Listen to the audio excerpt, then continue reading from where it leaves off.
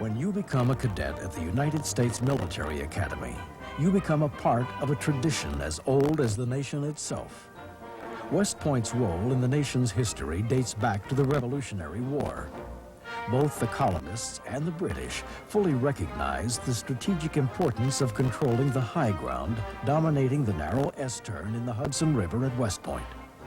Because of the strategic importance of this scenic, beautiful, and rugged location, George Washington called West Point the most important position on the continent.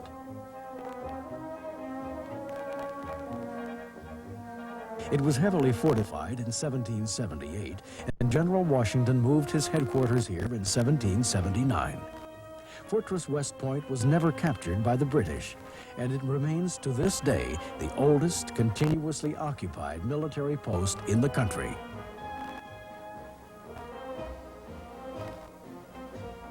General Washington had a vision about the future of West Point.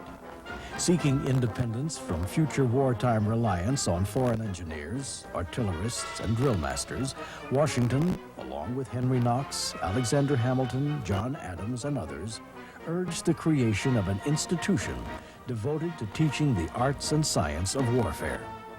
What better place than West Point?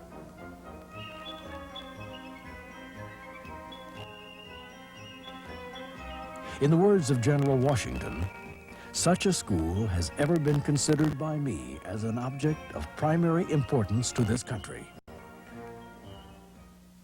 West Point continues to be an object of primary importance to this country. It has endured.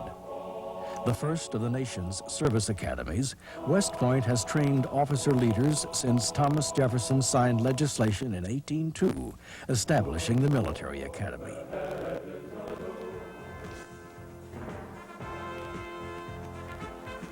With each graduating class, the long and distinguished tradition of West Point, producing leaders for a lifetime, continues. Here on the Hudson, there are more career opportunities than at virtually any college campus in the nation. The college of your choice should be able to open the way for you to take control of skills and areas of knowledge you may once have thought were exclusively for others. By graduation time, you should be ready to challenge the real world with justified confidence. At West Point, you can take on those physical and mental disciplines that have always been at the root of achieving successful careers. The reason why I picked West Point over all the others was because of the challenge. And I can say over my 4 years here that I have been challenged. The Academy offers more than 450 courses to prepare young men and women for the responsible leadership roles they will assume upon graduation. To prepare them, West Point requires cadets to achieve a substantial background in both the arts and sciences. The curriculum requires that students achieve depth. All must pursue one of 16 optional majors or one of 40 fields of study. Though most cadets will tell you that graduation is their immediate goal, there is always that awareness of continued scholarship opportunity. Some take advantage of that opportunity right away. West Point ranks 4th in the nation in Rhodes and Hertz scholarships awarded. Some 2% of each graduating class have the opportunity to attend medical school immediately upon graduation. It bears repeating that West Point prepares its graduates for a greater variety of career opportunities than at virtually any college or university in the nation. If you believe your strength lies in engineering, mathematics, or science, the world of high tech, you can professionalize that aptitude from a broad range of possibilities: chemistry, physics, civil engineering, computer science, mathematics. If your interests lie in the humanities public affairs area, you can concentrate your study in fields such as the psychology of human behavior, classical and contemporary literature, courses in history, philosophy, political science, on the relationship of the military to national and international affairs, intensive studies in languages, Chinese, Arabic, French, Russian, German, Spanish, and Portuguese. The offerings of this curriculum provide a basis for an understanding of a world in which you may find yourself to be a key player. As is true elsewhere, students are required to take certain core courses. The remainder are electives chosen according to personal interest. Class size is ideal. Normally, there are only 12 to 16 cadets per class. The personal interaction that's involved in having only 15 or less students in a class, I feel is a great advantage that West Point holds and can offer to candidates and people who are interested in the academy. It's very difficult in a regular college for the professor to turn around to a student body of 200, 300 with a large auditorium and ask, do you understand what I'm saying? You may be thinking that life at West Point is all academics. Not so. The challenging academic demands of cadet life are complemented by a vast array of physical, military, and extracurricular activities in which all cadets participate. As far as extracurricular activities go, there are over 90 available to cadets. Such things as far as skydiving to scuba club, rugby to rabble-rousers. The possibilities are endless. There's something here for everybody. Army athletic teams have always been characterized by their give-all, never-say-die spirit. A spirit and desire for success, nurtured on West Point's many fields of friendly strife. Every cadet is an athlete, and every athlete is challenged. Cadets are expected to maintain professional standards of the highest order at all times. Cadets are placed in successive and more responsible leadership roles designed to develop their leadership skills. Field training. This adventure-oriented growth takes place during West Point summers, putting into practice the principles and tactics learned in the classroom. It all starts with cadet basic training, designed to bring about a quick transition from civilian to new cadet. The emphasis is on personal appearance, military drill, and physical fitness.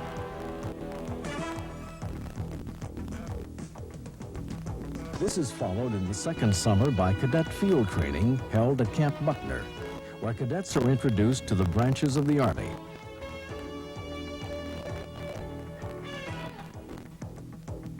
During the last 2 summers, cadets receive exciting military skills and leadership training in locations around the world. 2 summers ago, I was assigned as a platoon leader at Fort Hood, Texas. I was in charge of 4 M1 tanks. This is a lot of responsibility for me. It was the first time I actually got to lead actual Army unit. When I first came in as a freshman, I'd heard about the program during the 3rd summer, and I was a little nervous then, thinking that I was going to be actually leading Army equipment and Army personnel. And then when I actually got there, I found that I was more prepared than I thought I was to take over that responsibility. The Academy's facilities compare favorably with the world's finest. The library boasts over 500,000 books and 2,500 periodicals. Nike Stadium, home of the Army football team, holds 40,000 people. A modern sports complex that houses both the Army basketball and hockey teams. The main cadet facilities are all grouped within easy walking distance. The facilities are state-of-the-art modern in every respect.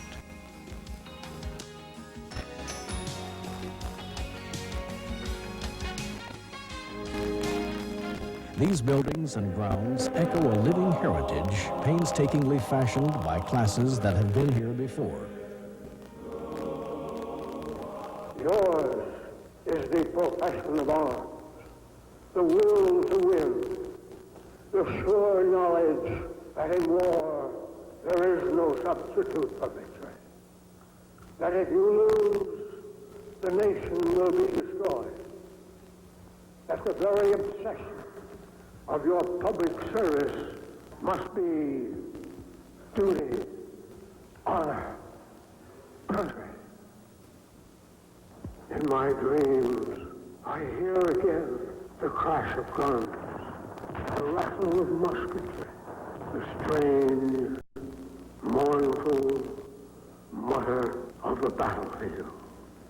But in the in my memory, always I come back to West Point. Always there are echoes and re-echoes, duty, honor, country. I chose to come to West Point because I wanted in my college education more than just academics. I wanted to have, in essence, a challenge. And certainly West Point offered this to me in the area of physical development, in the area of academic excellence, but especially in the area of developing leadership. The Academy is in the leadership business, as it has always been, encouraging excellence in the service of the ideals of these United States. Cultivated by exceptional leaders who throughout our history have served our nation well, leaders such as Grant, Eisenhower, Lee, Patton, Bradley, Pershing, Borman, and Scott, and the list goes on. Personal integrity. As you know, it's tough to maintain integrity in a world in which dishonesty can prevent the rewards due the honest achiever. At West Point, the Cadet Honor Code protects students against that kind of unjust interference.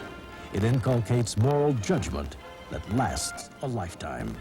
The Cadet Honor Code says that a cadet will not lie, cheat, or steal, or tolerate those who do. I feel that that is something that every cadet must internalize, that every officer in the Army must internalize. They must internalize this because an officer's word is his honor, and a cadet's word is his honor. The entire Academy program, academic, military, athletic, extracurricular, is designed to prepare young men and women to be leaders for the nation.